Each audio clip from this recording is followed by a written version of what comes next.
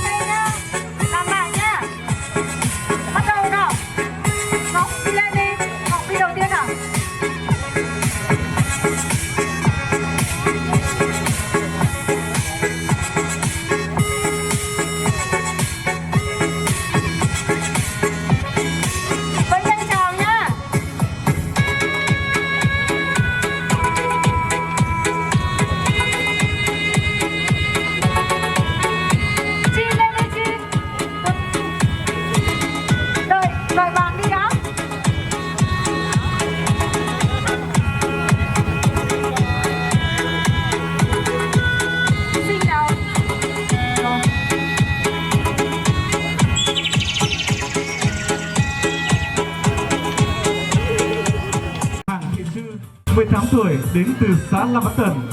Hiện bạn đang là học viên trung tâm dự án cuộc sống. Sở thích của bạn là đọc sách, du lịch và chơi thể thao. Ước mơ lớn của bạn trở thành một hướng dẫn viên du lịch trong tương lai.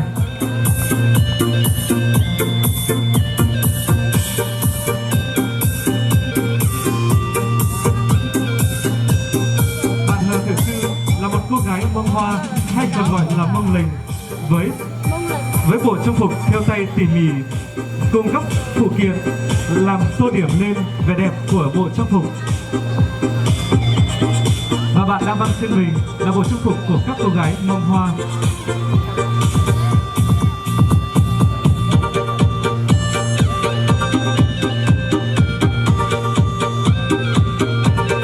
Đang tiến vào sân khấu là thí sinh mang số báo danh 03 Thảo Thị Dê, 20 tuổi. Xin lỗi, chào An Dê ạ.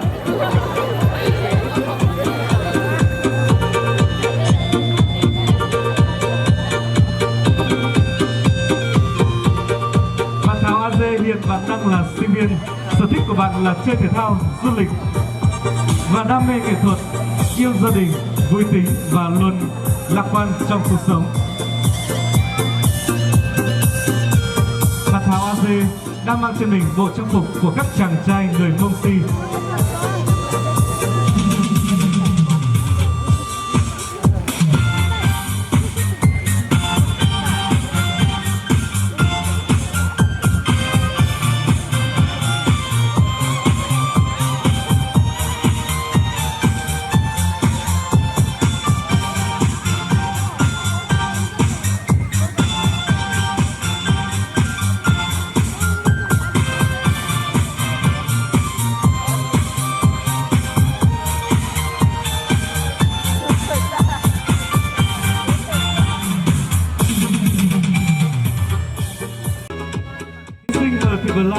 Năm nay 19 tuổi, bạn đến từ xã Chư Cô Nha và hiện bạn đang là sinh viên.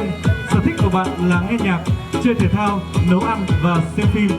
Và bạn đang mang đến cho hội thi của chúng ta ngày hôm nay bộ trang phục của các cô gái người Mông Hoa hay còn gọi là Mông Lềnh.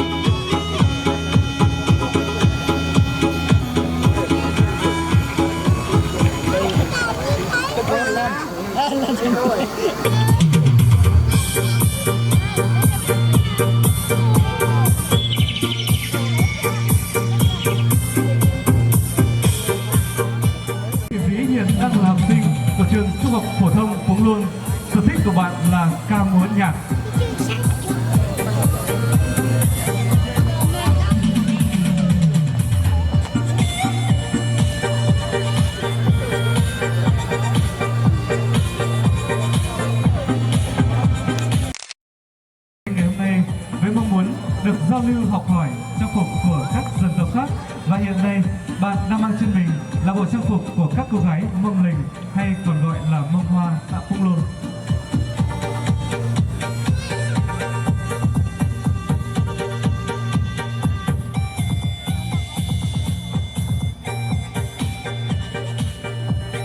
Các hoa văn thêu trên váy áo được thêu bằng chỉ nhiều màu thành các ô vuông, hình chữ nhật, hình tròn, hình xoắn ốc và các biểu tượng gắn liền với cuộc sống như bông hoa, sấm chớp, những con vật sinh động bằng bàn tay khéo léo của người con gái Mông, thể hiện sự sung túc ấm no.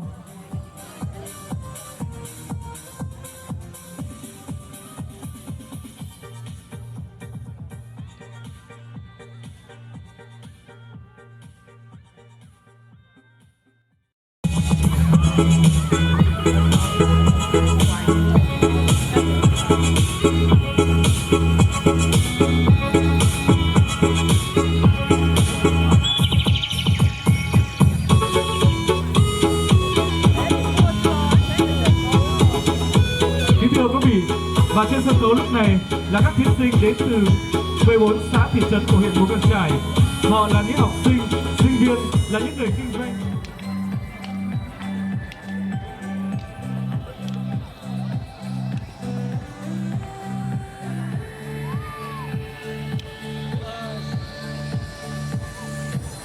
Dòng chia tiền nó thu là dòng máu, giờ máu chỉ rong, bé máu chỉ mua tết cờ, lò nhân dòng lửa, chưa nhiều là dòng máu xanh, họ ta nước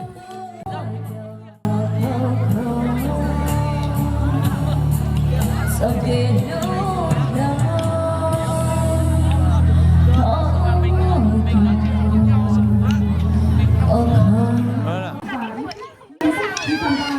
lúc nào thi trình diễn trang phục chuẩn bị và có phong cách trình diễn tốt, năng khiếu hay, khá chuyên nghiệp, trang phục đẹp và biểu